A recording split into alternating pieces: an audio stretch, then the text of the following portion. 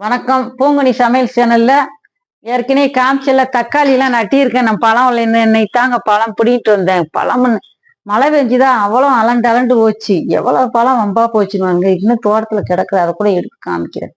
பழம் அப்படி கிடக்குது. கத்திரிக்காய் பிடிங்கிட்டு வந்தேன். கத்திரிக்காய் செடியில, புடலங்காய் செடியில புடலங்காய், பூசணிக்காய் எல்லாம் பிடிக்கிட்டு வந்துருங்க. இதெல்லாம் பொரிச்சு சாப்பிட்டா சூப்பரா இருக்கும். பாசிப்பருப்பு போட்டு சாம்பாருக்கும் கூட நம்ம குழம்பு தாளிக்கிறதுக்கு போது ஒரு 5 நிமிஷத்துக்கு போது போடணும். கரையாம நல்லா கட்டியா கிடக்கும். சூப்பரா இருக்கும். பூசணிக்காய் போட்டு வச்சா இதை நல்லா மொச்சக்கொட்டை ஓட்டு, பச்சை மிளகா ஓட்டு, கத்திரிக்காய், இந்த வெங்காயம், இந்த தக்காளி பாருங்க, நாட்டுப்பழம் நம்மளே நட்டு நம்ம காட்டுல வந்தது. இதெல்லாம் போட்டா அவ்வளவு அருமையா இருக்கும் குழம்பு தேனா. இப்ப அதாங்க வைக்க போறேன். மொச்சப்பருப்பு குழம்பு போட்டு புளிக்குழம்பு வைக்க போறேன். இந்த நாட்டு தக்காளி பழம் போட்டு நம்ம வெங்காயத்தையே உரிச்சு போட்டு குழம்பு வைக்க போறேன். இவ்வளவு நம்மளே நட்டி நம்மளே புடுங்கையில எவ்வளவு ஒரு நமக்கு சந்தோஷம் கிடைக்கும் வருங்க மனசுக்கு.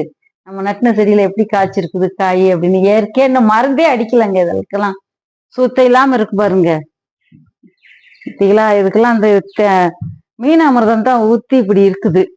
சூப்பரா இருக்குது. எதுவுமே இதுக்கெல்லாம் உப்பு போடல. வெங்காயத்துக்கோ, தக்காளிக்கோ, புடலங்காய்க்கோ, பூசணிக்காய்க்கோ எதுக்குமே எல்லாமே இயற்கையாவே விளைஞ்சுதான் நாங்க குழம்புக்கு அதான் எல்லாமே காய்கறி எல்லாமே அந்த குழம்பு தான் வச்சு சாப்பிட்றோம். இந்த சித்திரை வையாசிலாம் அந்த தக்காளியே நமக்கு கிடைக்காதுங்க. நமக்கு கனவு பார்த்த மாதிரி இருக்கும். இப்படி வர்ற நேரம் அந்த நேரம் உருட்டு உருட்டு தக்காளியா இருக்கும். அது குழம்புக்கு நல்லா இருக்கு, ரசத்துக்கு நல்லா இருக்கு. இப்ப ரசத்துக்கு இப்படி இருந்தா இப்படி ஒரு பழம் போட்டு புளிஞ்சு வைங்க, சூப்பரா அப்படி இருக்கும் ரசம். கொத்தமல்லி தலை ஓட்டு ரசம் சாப்பிட்டா கொண்டா கொண்டா இன்னும் ஒரு கிளாஸ் குடிக்குமான்னு இருக்கும் வெறும் ரசமே. நீங்களே இதை மாதிரி எல்லாம் வச்சு சாப்பிடுங்க.